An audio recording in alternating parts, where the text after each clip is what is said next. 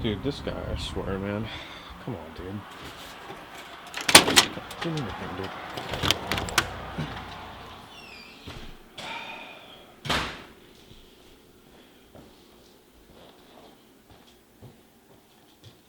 Josh. Josh. Josh! What's up? I'm playing Warcraft. Aren't you supposed to be making a video right now? What do you mean? It's been like 3 weeks since you posted anything. What are you talking about? Didn't we just see that Melfi profile? That was 3 weeks ago.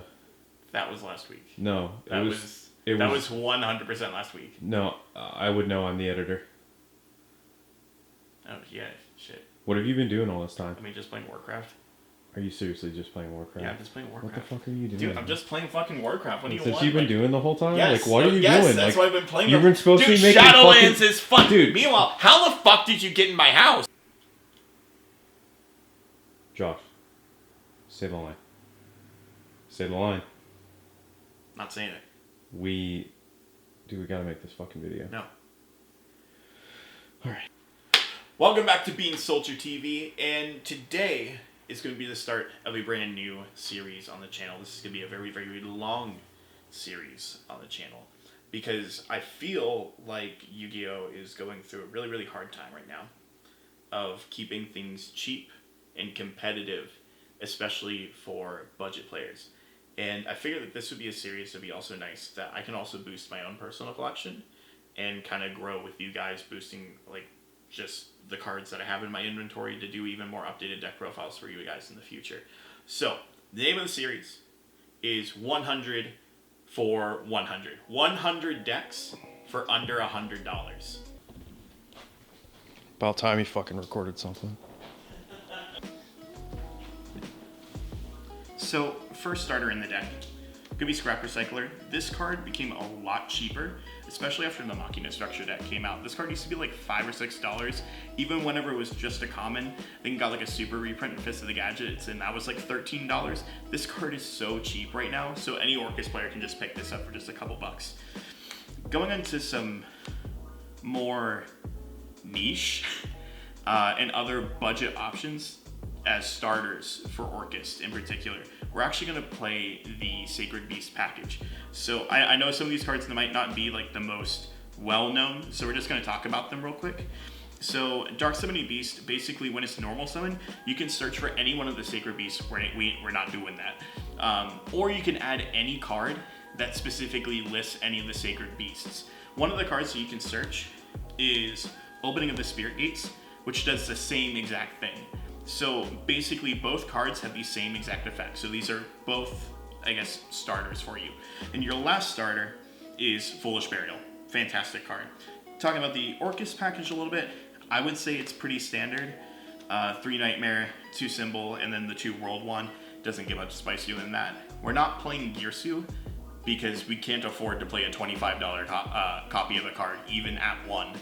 Plus, I personally don't think that card's that fantastic for Orcust. You need other cards to play instead. So another one of the biggest issues too with Orcust is that they don't extend very well on their own. So we have to play a bunch of extenders to make sure that our Orcust combo goes through and that we have a little bit of like oomph to our deck. Dangers are a perfect way to do that. Not only are they extenders, but they also add some additional consistency to your deck. You're able to discard stuff from your hand, and you're also able to get a body on the field while also drawing cards. We also play 2 Mothman along with the other Danger package, because you always want to make sure that you're able to discard cards. One other monster extender that we play, it's like a pseudo Orcust, is just Gizmek Orochi. Fantastic card for the deck, can be sent off in Nightmare. We also play Monster Reborn in a very graveyard-centric format right now. Even being able to take one of your opponent's cards from the graveyard is just really nice to have. We also play, I guess, a pseudo brick. It's part of the scrap combo, but if you draw it, it's not the worst thing in the world. Axis is just another Monster Reborn, so we consider it an extender as well. For a little bit of extra draw power besides just the dangers, we do play 3 Allure of Darkness as well, which pairs along really well with our hand trap lineup, being 3 Skullmeister. Skullmeister in particular is just really, really great right now, just because so many effects activate in the graveyard if you're going against decks like Eldritch, if you're going against things like Virtual World. It basically hits every single deck in the meta right now, especially Misk. Have you read Misk? But we also play one other graveyard-oriented hand trap with Ghost Bell. I don't understand why Ghost Bell isn't dark. She's literally in a mansion, a haunted mansion. I don't know why she's dark, but she's Earth, so it doesn't synergize with Allure like it did with Skullmeister. But she has a little bit more of like niche interaction with what other cards that Skullmeister can't hit. So we include her into the deck so you have 6 hand traps. We also play the one Call by the Grave because you really need your Orcust combo to resolve. Fortunately, with cards like Gamma kind of being out of the meta, Nibiru kinda-ish being out of the meta, Call by finally has its spot, again, even being a Saki one of. Going on to the bricks, we do have 5 of them, which seems like a lot, but at least 4 of them are still playable. So the first one we talked about a little bit earlier with Chaos Summoning Beast. This is typically what you're searching off of your Dark Beckoning Beast or your Opening of the Spirit Gates, which we talked about earlier. Dark Beckoning Beast gives you an additional normal summon for a fiend that has 0 attack and 0 defense, and this is what you're going to normal summon. The fact that this is level 1 lets you summon a couple extra cards in your extra deck that we'll talk about in a little bit that help you go into Curious. Other typical things, if you open up Babel, it's not the worst thing in the world as long as you have Galatea access, because you can just set your Crescendo instead. Speaking of Crescendo, just go for your Babel. Other spicy cards, we're playing 1 copy of Eradicator Epidemic Virus, which especially in the meta right now, just rips all of the spells and traps in your opponent's hand out of their hand by just tributing a Dingirsu. That's huge, especially in a very control format right now. I don't want to deal with an Ice Dragon's Prison at all, and I want that gone. And then for the last brick, this is the actual unplayable brick. I fucking hate refrigerators. So moving on to the extra deck, starting things off, we have the Curious combo that we were talking about earlier. So, like I said, we're going to go over the whole combo later, but both Linkuriboh and Relinquished Anima are like really important to that. We also talked about earlier about Eradicator Epidemic Virus. If you have an Orcust in grave already, you can go into Nightmare Griffin with Curious and any additional extender to then set Eradicator Epidemic Virus to your field with Griffin, and then rip everything out of their hand. Moving on to the Scrap package, obviously playing the 1 copy of Scrap Wyvern. This is the whole reason that Scrap Recycler is so busted in general. So you have to play the Live, which goes along with your World's Legacy Succession, and at the end of the combo, you're also able to end on an Appaloosa with a few negates. Going to the Orcust links, we have the 2 Galatea. We 100% made enough budget room that you could totally afford some ulti Galateas in your budget, as well as the Super Dingirsu, and definitely you can 100% afford an ulti Dingirsu. I'm just kidding, this card's like $1.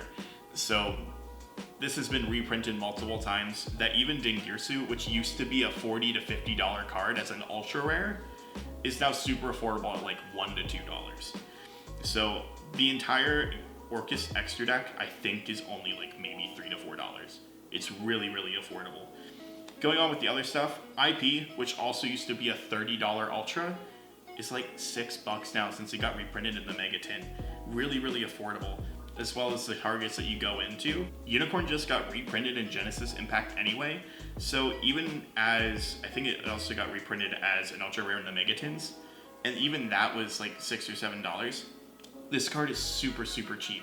Other targets for IP as well, Zeroboros. This card was errated in Battles of Legend and made it even stronger than it was the first time because they like screwed up the wording whenever it was getting imported from the OCG. So now it has the correct text on it, and it comes back in the standby of the next turn instead of your next turn.